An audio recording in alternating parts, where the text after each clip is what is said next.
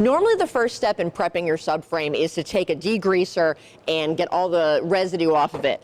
But ours is in such bad shape that we don't even have any residue. All we have is a whole lot of rust. So I'm going to go ahead and just get my wire brush and get that done, get all this rust off of here, and hope that we've got some good metal under here.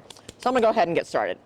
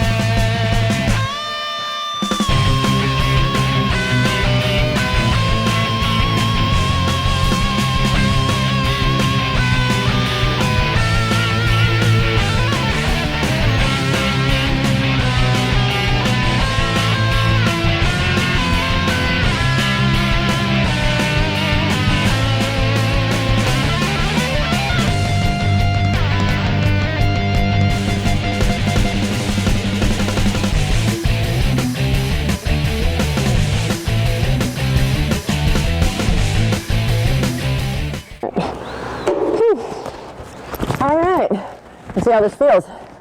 Woo, feels like metal. All right, ready to go on to the next step.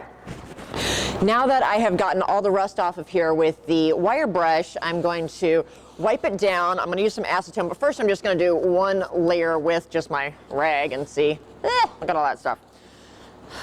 If you have a air compressor with a blower on it, you can blow a lot of this dust off. Fortunately, our grinder blows a lot of stuff off for me, so no big deal.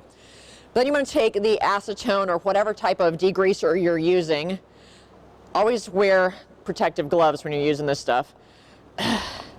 It'll take off the first layer of skin. And we're just going to wipe this down just to get any additional residue, any grease, wax off of here so that we have pure, clean metal for the Zero Rust product to adhere to.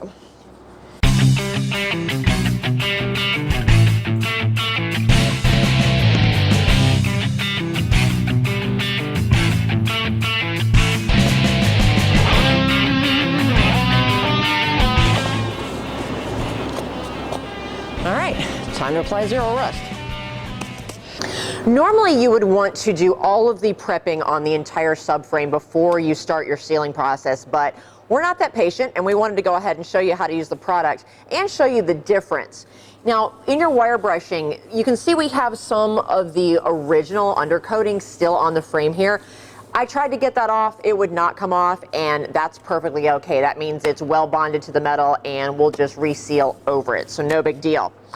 Because I'm going to use the paintbrush method instead of the spray method, I've put my Zero Rust product just in a little cup here, and you don't have to dilute it if you're putting it on with a brush. If you're going to use a sprayer, you need to dilute it with a reducer. But since we're using a brush, we're just going to put it on as is. This is a little overkill for putting it on with a brush, but I just don't like the smell of paint fumes, so here we go.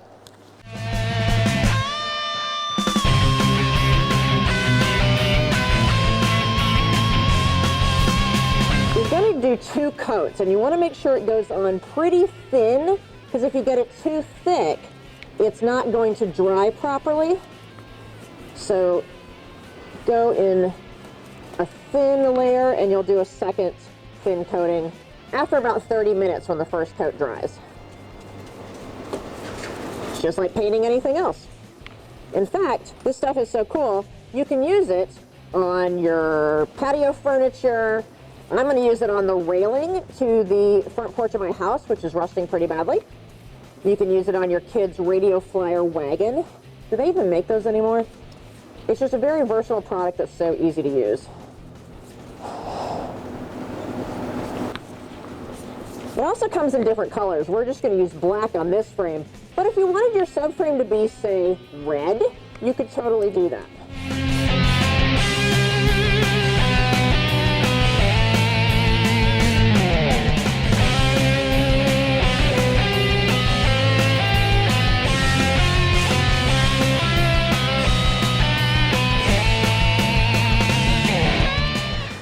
You want to let your first coat here dry for about 30 minutes, and then you can put the second coat on, and then you want to wait a full 24 hours for it to completely dry and cure. And that's all there is to it.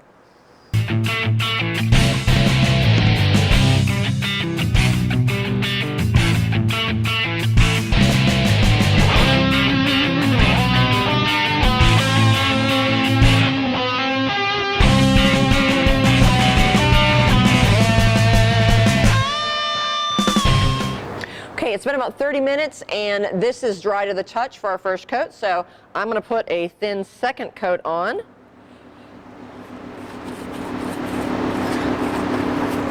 It's always better to do thin coats multiple times than try to do one thick coat, because then it'll never cure properly.